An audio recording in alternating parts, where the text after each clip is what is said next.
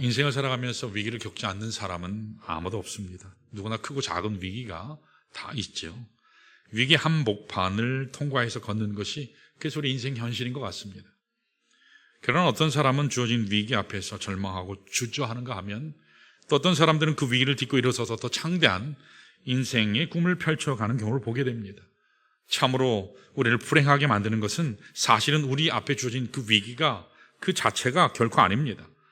그 위기를 제대로 다룰 수가 없어서 허망하게 주저앉아 버리고 마는 연약한 우리의 모습 속에 불행이 있다는 것입니다. 오늘 여러분과 저의 삶 속에 위기는 존재합니다. 우리 모두가 인식하는 것처럼 미국만 세계적으로 경제 호황이죠. 미국만 빼고 전 세계는 지금 엄청난 경제적인 위기 가운데 허우적거리고 있습니다. 신문 보도에 의하면 지금 부동산 매물이 넘쳐나서 경매 시장이 2008년도 미국에서부터 시작된 서프라임 모기지 사태와 유사하다는 소식이 연이어 들려오고 있습니다. 야당의 연속된 탄핵과 대통령의 계엄 선포로 나라가 극심한 혼돈 가운데 출구가 보이지 않는 상황입니다. 입법부, 사법부, 행정부는 견제와 균형으로 이 나라를 이루어가야 되는데 그 견제와 균형 장치는 망가진 지 오래입니다. 헌법재판소는 원칙과 법치를 따르지 않고 여론에 따라서, 진영 논리에 따라서 이현령, 비현령하고 있습니다. 우리 대한민국이 이념 논쟁에서 진영 논리에 의해서 멈춰버린 그런 모양새입니다. 모두가 넋을 잃은 그런 상황 가운데 갈 바를 알지 못하고 주저앉아 있는 그런 모습이죠. 트럼프의 우리나라를 포함한 우방 국가들을 향한 도박과 같은 관세 정책, 미국이 이전에 우리에게 약속했었던 약속을 깨뜨리고 오직 미국 우선주의다, 아메리카 퍼스트만 외치고 있습니다. 그저께는 또 며칠 전엔 기발한 발상을 내놓았죠. 말썽 많은 중동의 팔레스타인 가자 지구를 관광지로 개발하자. 또 다른 위기를 조장하고 있습니다. 강달러의 금융위기로 우리나라 실물 경제 위기 신호가 울려지고 있죠. 젊은이들은 따라야 할 어른이 없다. 그러면서 절망하는 그런 시간이 이미 상당히 지나갔습니다. 교회 공동체는 팬데믹 이후에 1만 개 이상이 사라졌습니다. 그 이후 인구 절벽으로 교회가 위기를 맞고 있습니다. 사방에서 지금 우리 삶의 터전을 공격하고 있죠. 그러나 우리가 참으로 인식해야 할 것은 경제적인, 구조적인 위기만이 아닙니다. 개인적으로 우리 이 가정에 찾아오는 위기가 있습니다. 가정이 허물어지고 있고 자녀들이 고통을 당하는 위기를 겪고 있습니다. 우리 사업장이 문을 닫게 되고 예측할 수 없이 어느 날 갑자기 찾아온 육체 질병 때문에 위기를 당하기도 합니다. 오늘 여러분에게 주어진 위기가 어떤 종류 또는 어떤 본질을 가졌든 간에 우리는 예수 믿는 사람들이기 때문에 우리는 반드시 이 위기를 극복해내야 할 줄 믿습니다. 왜냐하면 하나님께서 우리에게 믿음을 주시고 예수 그리스도 안에 살게 하셨기 때문이에요. 그렇게 살게 하신 이유는 이와 같은 위기 상황 가운데 굴복하라, 좌절하라, 눈물만 흘리라, 원망하라 하는 것이 아니라 이것을 정복해내고 이겨라 라는 것이 하나님의 뜻이기 때문입니다. 그래서 하나님의 영광을 그렇게 선포하라는 거죠. 자, 오늘 하나님 말씀을 통해서 어떻게 하면 예측할 수 없이 다가오는 수많은 공동체적인 위기들을 나의 능력으로는 감당할 수 없는 수많은 위기들을 잘 이것을 받아들이고 이겨내서 하나님의 영광을 드러내며 살 수 있을까? 오늘 본문을 통해서 좀 살펴보기를 원합니다. 느헤미야 말씀 언젠가 제가 강해를 쭉 했죠. 앞서 1장에서 3장까지를 읽어보시면 산발랏이라고 하는 대표적인 도비아라고 하는 아라비아 사람이라고 하는 이 하나님의 백성을 성벽 건축을 아주 필사적으로 막는 대적들이 있었습니다.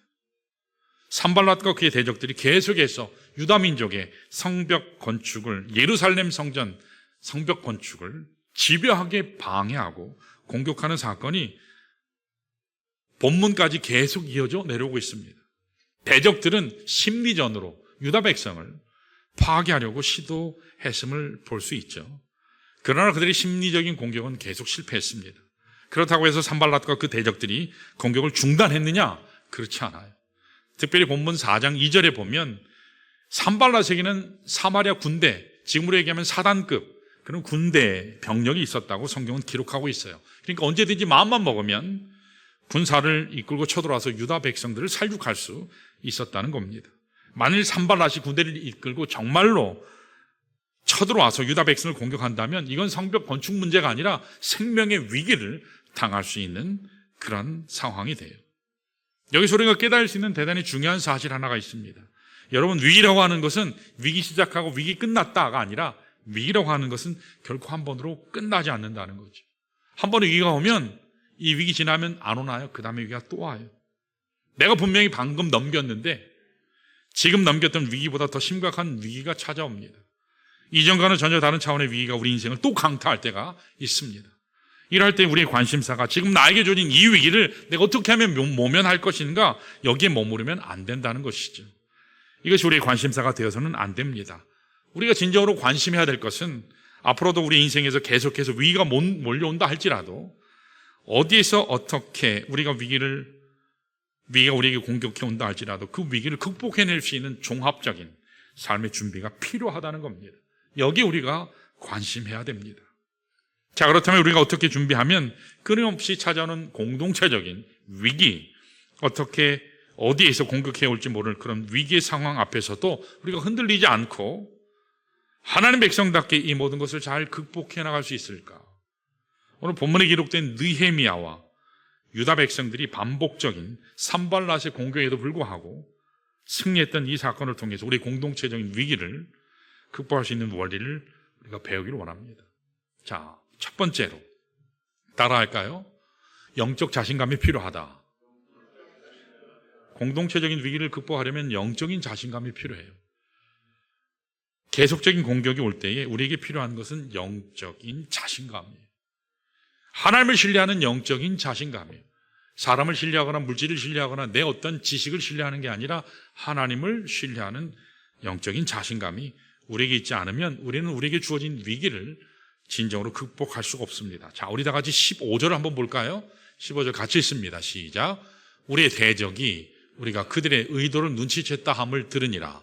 하나님이 그들의 꾀를 패하셨으므로 우리가 다 성에 돌아와서 각각 일하였는데 라고 했어요. 여러분, 산발랏과 그의 대적들이 유다 민족을 협박했어요. 대적했습니다. 자, 그런데도 불구하고 15절 말씀이 기록하고 있는 게 뭐죠? 지금 잠깐 일하던 것을 놓았던 유다 백성들이 다시 예루살렘 성으로 돌아가서 옛날 했던 일을 다시 했다. 다시 말하면 일상의 삶으로 돌아갔다. 그렇게 얘기해요. 여러분, 무엇이 그 공포와 우리 1장에서 3절에 보면 3장까지 보면 계속되는 공포, 염려, 두려움이 있었거든요. 그런데 오늘 본문에 보면 무엇이 그 공포와 두려움 가운데 있었던 유다 백성으로 하여금 이처럼 담대하게 다시 성벽을 건축할 수 있는 자신감을 갖게 했을까? 우리가 좀 전에 읽었지만 15절 하반부에 나와요. 뭐라고 나오냐면 하나님이 그들의 꾀를 어떻게 했다고요? 패하셨으므로. 그들의 계획을 패하셨으므로. 그들의 음모를 깨뜨리심으로. 하나님께서 지키신다는 것을 확인했기 때문에 산발랏과 그의 대적들이 수많은 음모를 가지고 유다 백성들을 파괴하려고 했지만 하나님께서 그들의 모든 계획과 시도를 다 무산시키시고 무용하게 만들었기 때문입니다. 그래서 여기에 대한 확신이 유다 백성으로 하여금 더 이상 떨지 않게 했어요. 안심하고 본래적인 사명을 감당하기를 소원하게 했고 성벽 건축 현장으로 돌아오게 한 것입니다. 여러분, 이것이 바로 영적 자신감이에요. 내가 무엇을 할 수 있는가? 내 의지력을 어떤 것을 감당할 수 있는가? 내가 얼마나 강한가? 이것이 아니라 하나님께서 무엇을 하셨는가? 하나님께서 나를 위해 무엇을 하시는가? 거기에 근거해서 내 마음속에 갖게 되는 확신 내지는 믿음을 일컬어서 영적이고 신앙적인 자신감이라고 그렇게 말해요. 사람들은 그렇게들 말합니다. 어려운 일을 당해도 굽히면 안 돼.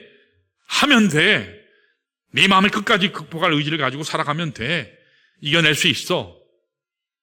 이것을 자기 자신에게서 오는 셀프 컨피던스거든요. 자기를 신뢰하는 것. 자기 자신감이. 내 자신의 의지력을 가지고 나의 힘과 능력을 가지고 문제를 극복하겠다. 물론 그렇게 해야 돼요. 필요해요. 내가 할 수 있는데 하지 않고 기도만 한다. 이건 대단한 불신앙이거든요. 내가 할 수 있는 최선을 다하고 안 되는 부분을 맡기는 것이 그게 신앙이거든요. 할 수 있다, 할 수 있다. 그러나 그것만으로 되지 않죠. 긍정적인 생각만으로 문제가 모두 해결되지 않습니다. 우리에게는 하나님이 주시는 영적인 자신감이 필요해요. 내가 무엇을 할 수 있느냐? 나의 의지가 얼마나 강하냐? 그게 중요한 게 아니라 하나님께서 나를 위해서 무엇을 하셨는가? 하나님께서 나에게 어찌하겠다고 약속하셨는가? 그것을 보시는 것이 굉장히 중요해요. 여러분 오늘 말씀을 보시면 하나님께서 나의 대적을 어떻게 하셨다고요? 진멸하셨다. 진멸하셨다. 그 사실을 내 마음속에 가득 채워서 어떤 대적이 나를 위협하고 쳐들어와도 나는 이미 예수 그리스도 안에서 승리한 사람이다. 하나님 때문에 나에게 주어진 영적인 자신감으로 인해서 하나님께서 나에게 주시는 영적인 확신으로 충만할 때 아무리 악한 자의 공격이 있다 할지라도 그들의 공격이 신랄해도 우리는 그 위기를 극복해서 정복할 수 있다라는 겁니다. 여러분 성경에 보면 자기 확신 가운데 있을 때 하고 하나님이 주시는 그 자신감 가운데 있을 때 하고 한 사건에 되게 동시에 나타나는 본문이 있어요. 자기 자신감과 하나님으로부터 오는 그 자신감, 이것이 어떻게 차이가 나는가? 극명한 사례가 하나님의 말씀에 나와요. 그게 마태복음 14장이에요. 여러분 마태복음 14장에 보면 베드로가 무리를 걷는 사건이 나오잖아요. 무리를 걷는 사건이 나와요. 그는 무리도 걷지만 어떻죠?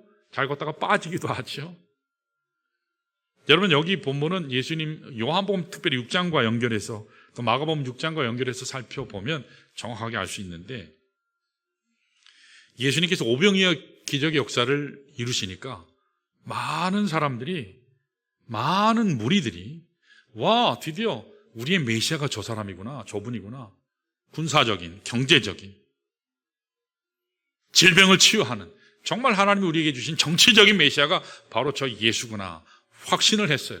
그래서 많은 사람들이 열심당원들을 동원한 많은 사람들이 예수님의 제자와 야합해서 예수님을 억지로 임금 삼으려 했다. 그게 요한복음에 나와요. 예수님께서 이거 가만두면 안 될 것 같아서 그 둘을 떼놓죠. 그래서 예수님의 제자들은 갈릴리 바다를 건너가게 하시고 무리들은 쫓아내세요. 그리고 예수님 자신은 어디로 가셨죠? 산 위로 기도하러 올라가셨어요. 자, 그런데 제자들이 탄 배가 갈릴리 호수 중간쯤 가는 과정에 덧떴죠. 폭풍으로 만났어요. 밤 깊은 밤에 갑작스럽게 폭풍우가 일어난 겁니다. 산더미 같은 파도가 덮치면서 배를 공격해 왔어요. 그 배 안에 있는 제자들은 어부 출신들이에요. 그 갈릴리 호수 바다를 너무 잘 아는 사람들이에요. 그러나 그들의 능력으로는 감당할 수 없는 엄청난 파도 때문에 그 공포심과 두려움 가운데 어찌할 줄 몰라 했습니다. 너무너무 두려운 나머지 이성적 판단을 잃어버리는 공황 상태가 됐어요. 어떻게 이런 상황을 감당해야 될지 알 수가 없었습니다. 이제 우리는 죽었구나. 언제 뒤집힐지 모르는 그 배 안에서 제자들이 어찌할 줄 몰라 당황스러워할 때 그 풍랑과 파도를 뚫고 오시는 분이 한 분 계셨어요. 누구시죠? 예수 그리스도예요. 예수 그리스도께서 바다 위로 걸어오셨어요. 그 풍랑 가운데 두려워하는 공포 가운데 있는 어쩔 줄 알 줄 몰라는 그 제자들에게 말씀하시죠. 안심하라, 내니 두려워 말라. 여러분 풍랑 가운데 언제 뒤집어질지 모를 그 배 안에 있는 제자들 입장에서는 이 말씀보다 더 큰 위로의 말씀은 없어요. 안심해라, 내니 두려워 말라. 이 한마디 말만큼 위대한 선포는 없습니다. 아무리 풍랑이 실지라도 두려워하지 말아라, 안심해라, 나 여호와 하나님이 너와 함께한다. 내가 너희를 도와줄 거야. 이 풍랑 가운데 내가 너를 지킨다. 이 주님의 이 말씀 한마디가 배 안에 있었던 제자들에게 엄청난 위로가 됐어요. 자, 그런데 그 중에 한 사람, 12명 중에 한 사람인 베드로가 뛰쳐나오면서 주여, 만일 주시거든 나로 무리를 걷게 하소서. 참 베드로답죠. 그랬더니 예수님이 뭐라 하셨죠? 그때 오라 그렇게 얘기하셨어요. 베드로는 무리를 어떻게 했죠? 자신 있게 걸어갔습니다. 분명히 걸어갔다고 말씀에 나와요. 여러분, 베드로가 보여줬던 이 자신감 참 멋지지 않습니까? 조금 전까지만 해도 풍랑 가운데서도 죽겠다고 공포 가운데 두려 떨던 공황 상태에 있었던 그 사람이 무슨 자신감으로 풍랑이 치는 그 바다 위를 걸어갔다는 것입니까? 이건 보통 일이 아니에요. 도대체 베드로는 무슨 배짱으로 이 같은 자신감을 가지고 바다에 뛰어들어갔을까요? 이건 주자감이에요. 목사님, 주자감이 뭐예요? 고구려 시대 소수림 왕이 세웠던 국학기관 맞나요? 우리 국사 선생님 혹시 계시나요? 제 기억으로는 그런데 주님 때문에 얻게 된 자신감, 이걸 주자감이라 그럽니다. 풍랑을 통해서 나에게 다가오신 예수 그리스도, 말씀만 하시면 풍랑조차도 잔잔케 하실 예수 그리스도의 권세와 능력을 신뢰했기 때문에 비록 내가 이 풍랑 가운데 나를 던질지라도 주께서 나를 지키시리라, 주님이 나와 함께 하시리라, 이 배짱이 있었어요. 예수님 때문에 주어진 자신감이에요. 주님으로 인한 자신감이에요. 이게 바로 영적인 배짱입니다. 영적인 자신감이에요. 이것이 바로 신앙적인 자신감이에요. 베드로가 바로 이와 같은 신앙적인 자신감을 가졌을 때, 예수님께 자신의 마음의 시선을 온전히 집중했을 때, 주님을 바라봤을 때 그가 물 위, 바다 위를 걸어갈 수 있었습니다. 이런 영적인 자신감이 우리에게 있을 때 오늘 우리에게도 어떠한 위기나 어떠한 어려움도 여러분 극복할 줄로 믿습니다. 자, 그런데 베드로가 계속 끝까지 잘 걸어서 주님께 갔으면 좋았겠죠. 그런데 그렇지 않죠. 성경 말씀에, 하나님의 말씀에 의하면 가다가 바닷물 속에 빠져들어가서 허우적거렸다고 기록해요. 이유가 뭐죠? 물론 많은 성경적인 주석들이 있고 많은 분들의 이야기도 있지만 저는 이렇게 믿습니다. 이 베드로가 예수 그리스도에게 그의 마음의 시선을 딱 맞추었을 때에는 그토록 영적인 자신감으로 담대했어요. 그런데 자기도 모르는 순간에 예수님께로 향했던 그 마음의 시선이 자기 자신에게로 옮겨진 겁니다. 아마도 베드로가 이렇게 생각했을 가능성이 있어요. 바닷속을 뛰어들어서 몇 발자국을 걸어가면서 보니까 내가 걷고 있네. 자기가 자기를 봐도 신통해요. 대견합니다. 와, 내가 바다 위를 걷네. 어떻게 내가 이런 일을 할 수 있지? 그리고 그 행동을 바라봤던 제자들도 속으로 막 박수를 치면서 환호했어요. 여러분, 여기 오늘 나온 이 대목과 관련된 말씀이 아까 말씀드린 것처럼 요한복음, 마태복음, 그리고 마가복음이에요. 근데 다른 복음서에는 안 나와요. 마태복음밖에 안 나와요. 마가복음에는 왜 안 나왔을까요? 마가복음은 베드로 복음서라고도 하거든요. 마가, 요한은 베드로의 수제자예요. 베드로는 자신이 정말 창피하니까 이건 정말 웬만하면 좀 빼라 해서 아마 안 넣었을 거라고 저는 확신해요. 웬만하면 좀 빼라. 근데 마태는 어땠죠? 야, 그거 정말 박수 칠 만한 일이었어. 그래서 마태는 굳이 집어넣은 거예요. 그 제자들은 막 박수 치면서 야, 베드로도 잘 걷는다. 아니, 쟤 진짜 용감하네. 진짜 걷네. 여러분, 이때가 굉장히 위험한 순간. 내가 하니까 이만큼 했지. 내가 이 부서를 맡으니까 이만큼 했지. 내가 이 사역을 하니까 이 정도 하는 거지. 내가 이 교회를 맡으니까 이 정도 하는 거지. 내가 찬양을 하니까, 내가 이 부서를 맡으니까 이 정도야. 주님을 향했던 그 시선이 나를 향하는 순간에 여러분, 우리는 다 넘어져요. 다 시험에 빠집니다. 하나님께 내 마음의 시선을 맞추고 하나님께서 행하신 일을 내가 붙잡고 거기서 오는 영적 자신감을 가지고 살아갈 때는 어떤 위기도 담대함으로 넘어가게 돼요. 그러나 마음의 시선이, 주님을 향했던 그 마음의 시선이 나를 향해 맞춰지는 그 순간부터 우리는 지금까지 볼 수 없었던 파도가 보이기 시작해요. 두려움의 대상이 보이기 시작합니다. 사랑하는 여러분, 여기에서 우리가 주목해야 될 굉장히 중요한 사실 하나가 있어요. 파도는 갑자기 생긴 것이 아니라는 거예요. 베드로가 바다 위를 뛰어들기 전에도 파도는 있었나요? 없었나요? 있었어요. 베드로가 바다 위를 걸어갈 때도 파도는 여전히 있었습니다. 파도가 아무리 흉흉하고 거셀지라도 베드로가 예수 그리스도께 그의 마음에 초점을 맞췄을 때에는 파도가 전혀 의식이 되지 않았어요. 두려움의 대상이 아니었습니다. 그런데 베드로가 그 마음의 시선을, 주님을 향했던 마음의 시선을 자신에게로 돌리는 그 순간부터 그 파도가 마음의 두려움이 됐어요. 그리고 결국은 공포 가운데서 무너지게 된 겁니다. 물에 빠져버렸어요. 시험에 들고 만 겁니다. 여러분, 오늘 우리도 마찬가지. 여러분과 제게 파도같이 몰려오는 여러 종류의 인생의 위기들이 있습니다. 교회적인 위기들이 있어요. 그것이 때로는 분열의 모습으로 나타나요. 파당으로 나타납니다. 때때로는 반목으로 나타나요. 때때로는 무관심으로 나타나요. 아무리 모여 기도하자, 예배드리자, 찬양하자, 전도하자 해도 꿈쩍도 안 해요. 이 사역이 있으니까 우리 함께 하나님 앞에 헌금하자 해도 꿈쩍을 안 해요. 때로는 무질서로 나타나요. 때로는 무례함으로 나타납니다. 때로는 부정적인 참수의 모습으로, 정죄와 비판으로 찾아오게 돼요. 그러한 위기를 초래하는 문제들을 이겨낼 수 있는 비결은 바로 여기에 있어요. 주님 바라보는 거예요. 여러분, 우리가 우리 자신을 보면 뭐밖에 없을까요? 죄악밖에 없어요.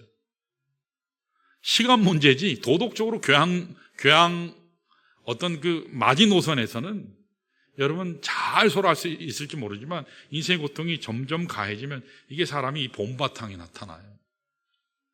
우리 자신을 보면 우리는 100점 100패입니다. 내 스스로 내 마음속에 의지력을 발동해서 나의 의지를 통해서 나의 확고한 어떤 신념을 통해서 주어진 갖가지 문제를 풀어나가려고 한다면 잘 해결할 수도 있겠지만 그러나 결정적인 순간에 분명히 패배하고 넘어질 수밖에 없습니다. 그러나 풍랑 가운데서 찾아오시는 예수 그리스도를 바라보면 그 풍랑 시련 가운데 찾아오는 분이 계세요. 그게 우리 하나님이에요. 예수 그리스도예요. 주님을 바라보는 순간부터 여러분 마음에 평강이 찾아옵니다. 은혜가 회복됩니다. 담대함이 회복돼요. 오늘 담대하라 찬양했잖아요. 얼마나 찬양 좋아요. 우리 심령 가운데 하나님께서 채워주시는 새로운 회복의 능력을 체험하게 됩니다. 사랑하는 여러분, 이미 행하신 주님의 그 능력을, 주님의 그 약속을, 하나님의 말씀을 신뢰하시기를 축원합니다. 그 능력을 신뢰하셔야 돼요. 그 하나님을 신뢰하셔야 돼요. 2000년 전 갈보리 십자가에서, 아니 만세전부터 우리 한 사람 한 사람을 이미 예정하시고 선택하시기로 작정하신 그 하나님을 신뢰하셔서 주님 안에서 오는 영적 자신감을 회복하시기를 축원합니다. 자, 두 번째로 따라할까요? 균형 잡힌 준비가 필요하다. 여러분, 이렇게 내 마음속에 주를 바라봄으로 영적 자신감을 가질 뿐만 아니라 우리 삶의 터전에서 균형 있는 삶의 준비를 해야 돼요. 흔히들 문제가 생기면 당황해요. 문제가 생기면 당황해요. 당황한 나머지 문제에 끌려가느라고 삶의 현장 자체를 놓치는 경우가 참 많아요. 여러분, 어떤 위기가 찾아올수록 삶의 균형을 이루는 것은 굉장히 중요해요. 하나님의 말씀에서 강조하는 게 바로 이거예요. 균형이에요. 말씀과 기도는 균형을 이루어야 돼요. 은혜와 진리는 균형을 이루어야 돼요. 은혜만 계속 주장하면 안 돼요. 진리만 계속 치우치면 안 돼요. 은혜만 자꾸 주장하고 은혜만 강조하면 사람은 방자해져요.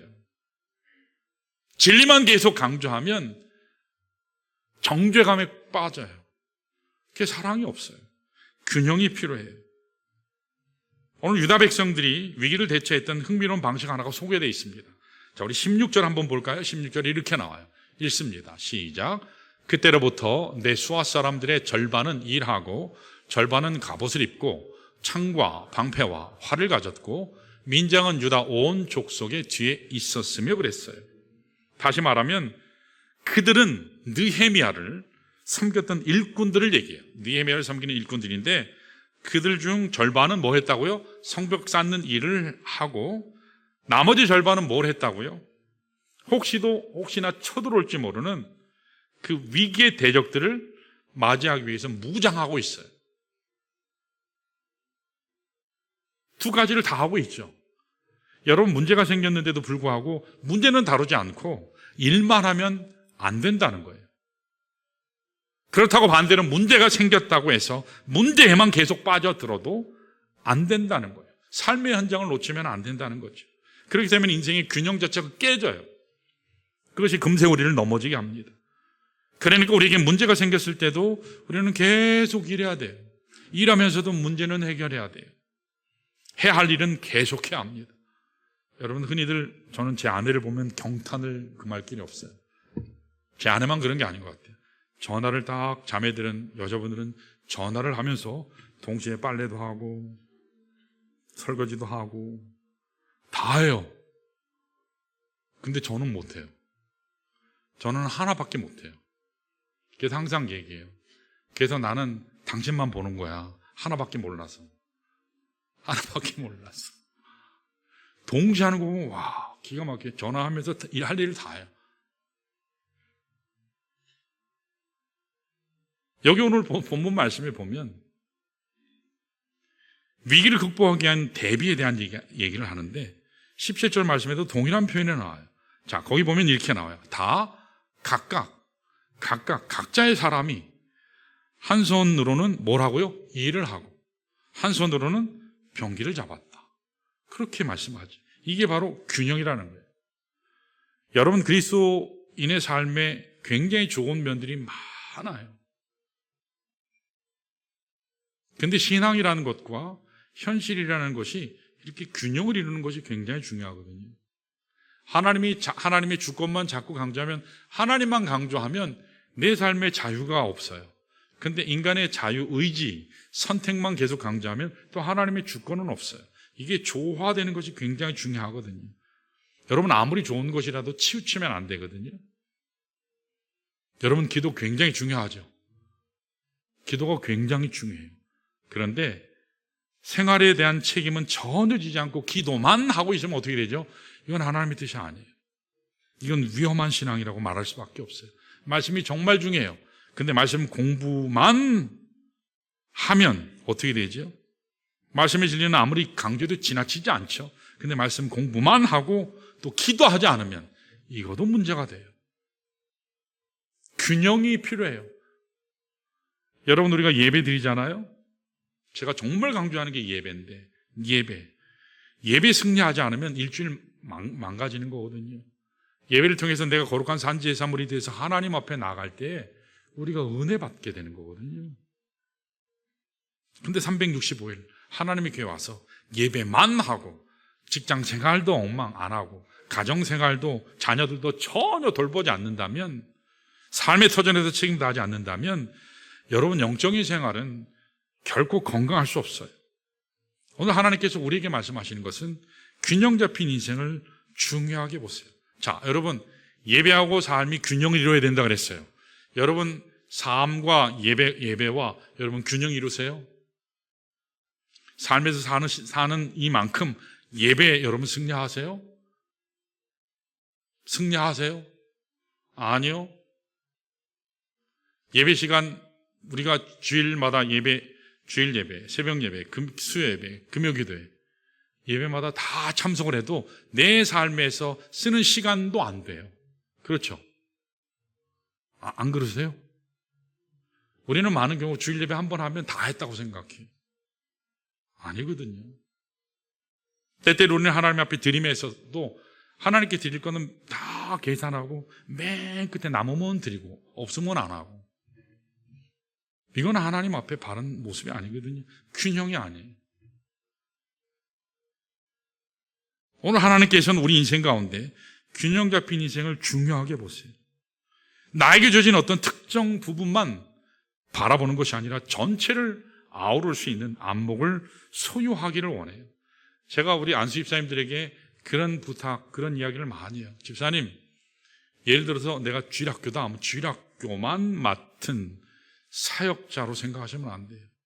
유치부, 주일학교, 학생부, 청년부, 지구부 모든 부서를 아우를 수 있는 그 눈을 가져야 된다고. 그래서 주일학교, 여름 성경학교다 하면 항상 강조하는 게 뭐죠? 주일학교, 여름 성경학교는 우리 교회 전체 사역이다. 그래서 모두가 도와야 된다. 두 주 있으면 학생부 수련회인데요. 학생부 교사가, 제가 처음에 왔을 때는 학생부 교사가 이기주의로 우리에게 도움을 요청하지 말아라 하고 아주 그냥 단호하게 거절하더라고요. 나중에 보고를 받았어요. 그래서 제가 혼냈어요. 교회 사역은 부서 이기주의가 아니거든요.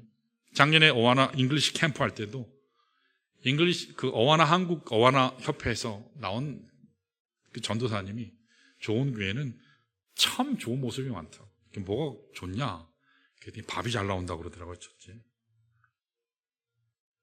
두 번째는 풍선이 많다고. 풍선 많은 교회는 처음 봤다고. 여러분 올라오실 때 풍선 보셨죠? 풍선 왜 있는지 아세요?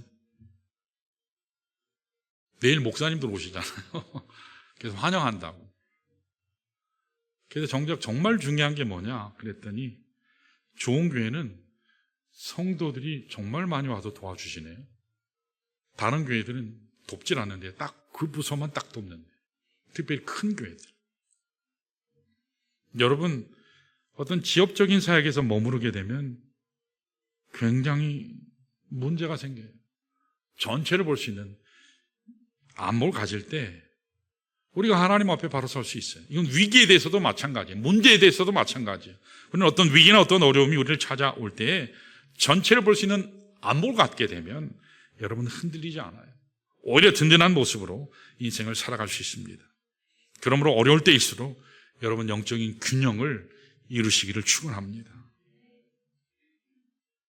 자, 이렇게 함께 일어서서 우리에게 닥친 여러 종류의 여러 차원의 분열의 위기, 심령의 위기, 예배의 위기, 개인적인 가정적인 사업상의 교회적인 위기를 극복하려면 먼저 뭐가 필요하다고요? 하나님, 내 마음속에 하나님을 바라보는 영적 자신감이 필요해요. 두 번째는 나의 삶의 터전에서 치우치지 않고 균형 잡힌 자세로 내게 주신 책무, 또 사명, 거기에 헌신할 수 있는 것이 필요해요. 자, 마지막 세 번째 따라할까요? 하나님의 개입을 함께 구해야 한다. 여러분, 우리가 아무리 노력하고 안 될 때 하나님 친히 역사하십시오. 그렇게 기도하셔야 돼요. 함께 모여서 전심을 다해서 하나님의 도우심을, 하나님의 개입하심을 간구하는 것, 그 기도하는 것이 오늘 말씀에서 결론이에요. 이것이 오늘 지금 우리에게 필요해요. 물론 지금까지 모든 준비 과정은 가상적인 준비 과정, 다시에게서 일어날지도 모를 일에 대한 준비 과정이었습니다. 대비 과정이었어요. 만일 산발랏이 군대를 지금이라도 이끌고 쳐들어오면 공격하면 어떠할까? 거기에 대한 가상적인 대비였거든요. 이 문제에 관한 것이 20절의 내용이에요. 자, 20절 상반절을 보시면 이렇게 나와요. 읽어볼까요? 20절 상반절에 색깔이 있는 부분이요. 시작. 너희는 어디서든지 나팔 소리를 듣거든 그리로 모여서 우리에게로 나오라. 그렇게 지금 이야기하지요. 이게 무슨 얘기냐면 보통 때는 나팔 소리가 안 들릴 때는 보통 때는 흩어져서 자기 맡은 분야에서 열심히 일하는 거예요. 맡겨진 영역에서 그 맡겨진 영역만 잘 지키면 돼요. 자, 그런데 나팔을 분다라는 건 전쟁이 일어났다는 거거든요. 위기가 왔다는 거거든요. 그때는 어떻게 된다고요? 긴급 상황이 일어났으면 어떻게 된다고요? 지금 산발랏이 위기가, 사탄의 역사가 일어난다는 거예요. 산발랏이 군대를 이끌고 공격해 온다면 이 같은 위기가 찾아왔을 때는 그냥 흩어져 있으면 안 되고 나팔 소리가 나면 어떻게 해요? 모든 것을 다 멈추고 모이라는 거예요. 성전에 모이라는 거죠. 그러면 어떤 역사가 일어난다고 말씀하죠? 아까 20절 후반절에 이렇게 나와요. 자, 색깔이 있는 부분 읽어볼까요? 시작. 우리 하나님이 우리를 위하여 싸우시리라. 여러분, 굉장히 중요한 내용이에요. 하나님께서 우리를 위해 싸우신대요. 어떻게 하면요? 위기가 닥쳤을 때 모여서 하나님께 기도하면 누가 싸우신다고요? 하나님이 싸우세요. 근데 우리는 거꾸로 해요. 위기가 오면 나팔이 불렸는데 거기 갈 생각은 안 하고, 뭘 생각은 안 하고 문제를 처리하러 돌아다녀요. 여러분, 어떤 위기 상황 가운데 있을지라도 하나님은 아세요.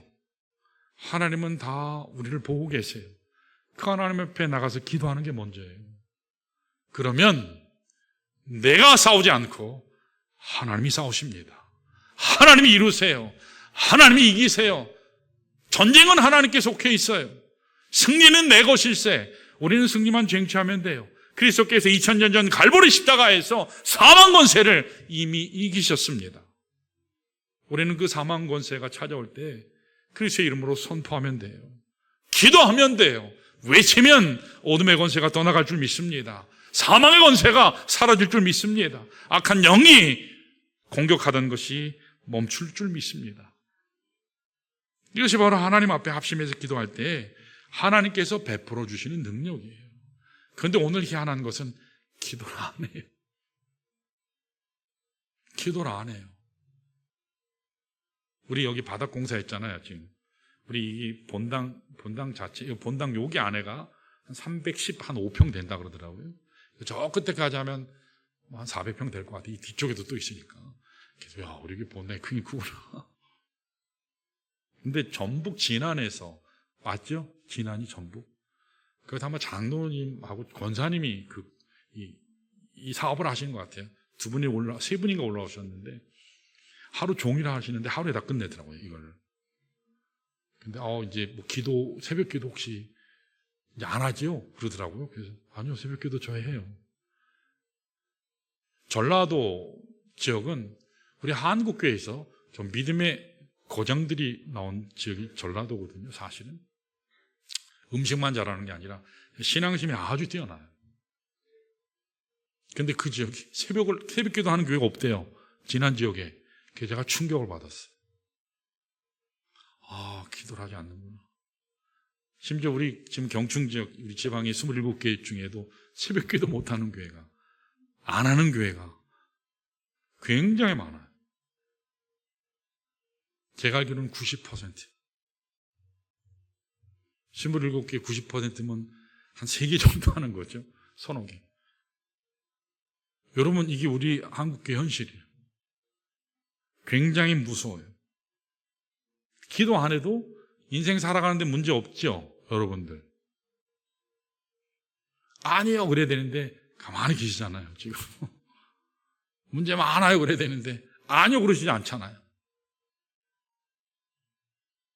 여러분, 하나님이 우리를 위해 싸우시려고 하시는데 하나님이 싸우실 게 없어요. 기도를 안 하니까. 여러분 구원은 하나님이 전적인 은혜로 영원한 생명과 함께 구원은 천국 백성 되는 건 그냥 거저 주세요. 하나님의 그 은혜로, 자비하심으로 믿기만 하면, 주 예수 그리스도를 믿기만 하면, 근데 하나님의 그 능력이 내 삶 가운데, 그 하나님의 나라의 역사가 내 삶 가운데 이루어지는 것은 내가 기도하지 아니하면 국물도 없어요. 내 삶 가운데 역사가 일어나지 않아요. 근데 기도하지 않아요. 뭔 배짱인지 몰라요. 우리에게 많은 어려움이 있었어요. 굉장히 많은 어려움이 있었어요. 항상 제가 배우고 항상 하나님 앞에 회개하는 모습은, 제가 하나님께 기도하고 하나님 말씀에 온전히 서 있을 때는 어떤 사건이 오고 재정적인 위기가 오고 사람들의 위기가 와도 그게 성가시질 않아요. 마음에 이렇게 봐도 된다 그러거든요. 이렇게 성가시고 막 이렇게 마음이 쓰이고 힘들고 그러지 않거든요. 근데 기도를 딱 내려놓고 하나님 말씀에서 딱 벗어나면 이렇게 물밀듯이 밀고 들어와요. 그래서 무슨 생각할까요? 도망갈 생각을 해요. 여러분 삶에도 마찬가지예요. 여러분, 하나님이 싸우시기를 축원합니다. 하나님이 싸우셔야 이겨요. 여러분 맨날 싸우시면 굉장히 인생 고달파요. 근데 하나님이 싸우시면 여러분 깔끔할 줄 믿습니다. 내가 예상하고 내가 기대했던 것보다 하나님 사이즈로 하나님께서 이루실 줄 믿습니다. 여러분, 그래서 기도하셔야 돼요. 기도하셔야 돼요. 기도하시길 축원합니다. 기도의 모임에 나오시기를 바랍니다. 새벽을 깨우시기를 바라요. 여러분, 일찍 일어나는 게 더 좋아요. 일찍 일어나면 하루가 얼마나 긴지 몰라요. 근데 12시에 일어나면 어떻죠? 이미 다 가야 하루가 다 갔어요. 일찍 나오셔서 기도하세요. 기도하면 여러분 길이 열릴 줄 믿습니다. 그런데 기도하라, 기도하라, 나팔 불고 모이라 그랬는데 가진 핑계를 대면서 안 나와요.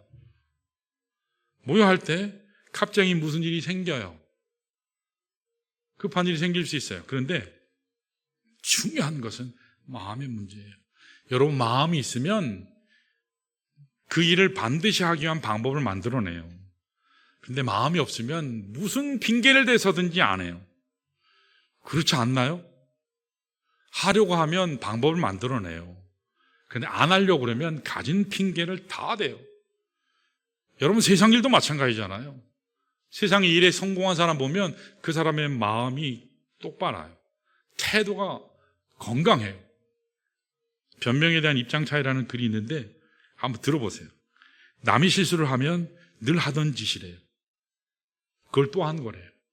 내가 실수하면 인생에 단 몇 번 어쩌다 한 것이다. 남이 늙어서 바람나면 노망났다. 그러나 내가 바람나면 회춘했다. 네가 나를 못 믿는 것은 네 탓이고 내가 너를 못 믿는 것도 네 탓이다. 남이 연애를 못하는 것은 매력이 없어서고 내가 연애를 못하는 것은 순수하기 때문이다. 너는 결혼을 못하는 거지만 나는 안 하는 거야. 남이 물건을 잘못 사면 안목이 없어서고 내가 물건을 잘못 사면 장사꾼이 나쁜 거다. 남이 가난하면 게으른 탓이고 내가 가난하면 한국 사회 구조 탓이다. 내가 너와 결혼한 것은 너의 인생이 불쌍해서고 네가 나와 결혼하는 것은 너의 인생 최고의 행운이다. 혹시 그렇게 생각하는 분 없죠? 대놓고 못 웃고 계시죠? 이렇게 미소 짓고 있는 분들이 있는데 남이 타협하면 야합하는 것이고 내가 타협하면 양보하는 거다. 여러분, 누구나 입장 차이가 있지만 이런 모습이 다 우리에게 있어요. 근데 하나님의 말씀은 갈라디아서 6장 7절에 스스로 속이지 말라, 스스로 속이지 말라 말씀합니다. 사랑하는 여러분,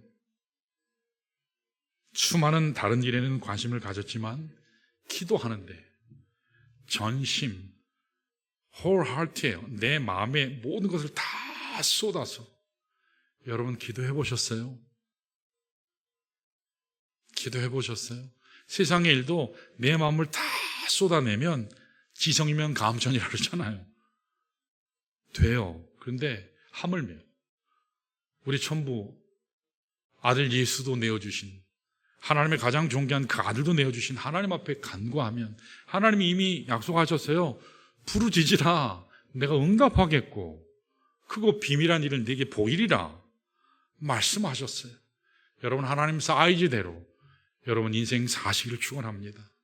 우리 좋은 교회가 하나님 사이즈대로 예배 승리하시고 기도에 승리하시고 선교에 승리하시고 우리 다음 세대 사에게 승리하시는 모든 주의 백성들 되시기를 축원합니다. 이 시간에 우리 다 같이 일어나셔서 우리 하나님 앞에 기도하겠습니다.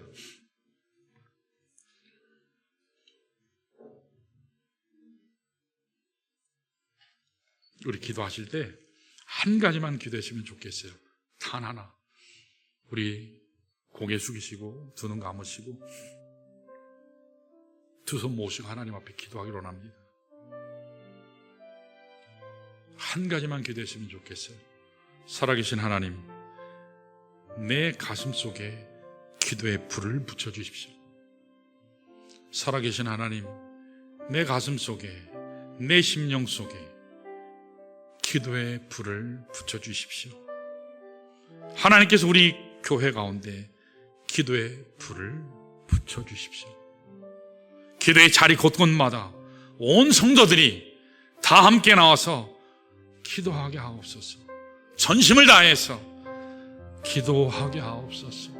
기도의 기적이 일어나게 하옵소서. 하나님, 내 마음에 기도의 불을 붙여주옵소서. 내 마음에 기도의 불을 붙여주옵소서. 여러분, 하나님 앞에 이 시간 기도하기로 합니다. 우리 다 같이 하나님 앞에 내 마음에 기도의 불 붙여주십시오. 우리 따라할까요? 살아계신 하나님, 내 가슴 속에 기도의 불을 붙여주옵소서. 다시 한번 따라합니다. 살아계신 하나님, 내 가슴 속에 기도의 불을 붙여주옵소서.